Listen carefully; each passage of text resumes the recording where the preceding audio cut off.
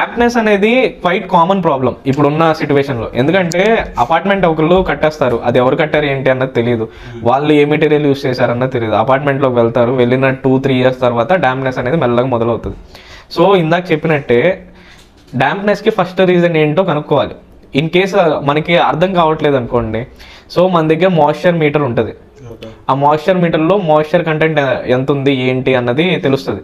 So machine గోడ మీద ఇలా పెట్టారు, ప్లేస్ చేశారు అనుకోండి, దాంట్లో రీడింగ్ వస్తుంది. సో అలా మెషిన్ పెట్టుకుంటా వెళ్తారు ఎక్కడెక్కడైతే డాంప్నెస్ ఉందో అక్కడ. సో దాని నుండి ప్రాబ్లం ఐడెంటిఫై చేస్తారు. సో ఒక పెయింటర్ ఎక్కడ దాకా చేయగలరు అంటే మనకి ఐడెంటిఫై చేసేసి ఆ ప్లంబర్ ఎవరైతే ఉన్నారో వాళ్ళు రిపేర్ చేసిన తర్వాత పెయింటింగ్ ప్రాసెస్ అనేది వస్తుంది. కొన్నిసార్లు ఏంటంటే మ్యాసన్ కూడా ఇన్వాల్వ్ అవ్వాల్సి వస్తుంది. ఎందుకంటే ప్లంబింగ్ చేసేటప్పుడు టైల్స్ ఉంటాయి, టైల్స్లో లీకేజ్ ఉందనుకోండి, గ్రౌట్ ప్రాబ్లం వస్తుంది. గ్రౌట్ నుండి వాటర్ కిందకి వెళ్తుంది, ఆ కింద తర్వాత స్లాబ్లోకి వస్తుంది అనుకోండి, గ్రౌట్లో నుండి వాటర్ కిందకి వెళ్ళి స్లాబ్లోకి వస్తుంది. సో అప్పుడు ఎవరు వస్తారు, పెయింటర్ చేయలేరు ఆ పని.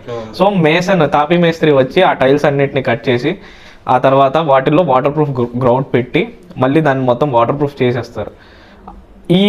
ఈ ప్రాసెస్ అంతా చేసేది టైల్స్ ఎక్స్పర్ట్స్ ఉంటారు, లేదా టాపీ మేస్త్రి వీళ్ళు చేస్తారు.